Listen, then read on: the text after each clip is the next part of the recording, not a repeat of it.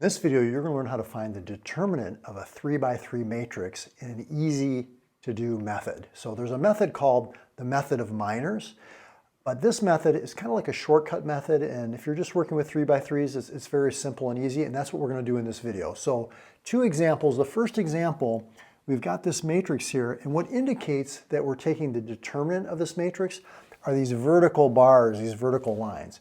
Normally when you see a matrix, it has these little brackets kind of like this around the matrix.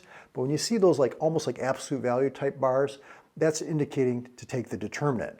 So what you do is you take this matrix and you copy that matrix right next to the original matrix. So 3, 2, 5, -1, 0, -1, 2, 1, -2. You just copy it right side by side. Now what you do from here is you multiply going from the upper left-hand corner down these three elements together. So 3 times 0 times -2 is equal to 0. Plus, we multiply these three elements on this diagonal together. So that's 2 times -1 times 2, which is -4. Plus, these three elements on this diagonal multiplied together, 5 times -1 times 1, which is -5. Then you subtract the product of these elements going from the lower left-hand corner up to the right, like this. So 2 times 0 times 5, which is 0, plus these three elements multiplied together on this diagonal, 1 times -1 times 3, which is -3, plus these three elements multiplied together, -2 times -1 times 2, which is +4.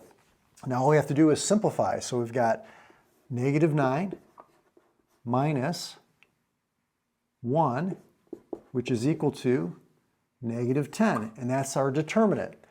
So pretty easy. Now some students, one of my students mentioned that this kind of reminds them of loaves of bread, okay? But what you want to do is the ones going on the diagonal down to the right, okay, so you multiply those together, multiply those together, multiply those together, add them up, then subtract these ones going up to the right added together. So this is, these three diagonals. Now some students might say, well, Mario, I noticed you didn't use this last column here. Do I even need to write it?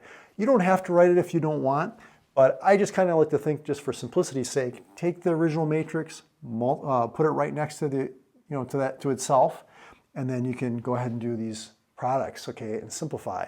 Let's do another example to illustrate. See if you can do this on your own for practice. We've got this matrix here, so what we're going to do is we're going to copy it side by side, just like you see it here. So we've got 1, -1, 3, and some tips are, when you do this, try to obviously write neatly, okay, which is something I struggle with sometimes because I get so excited.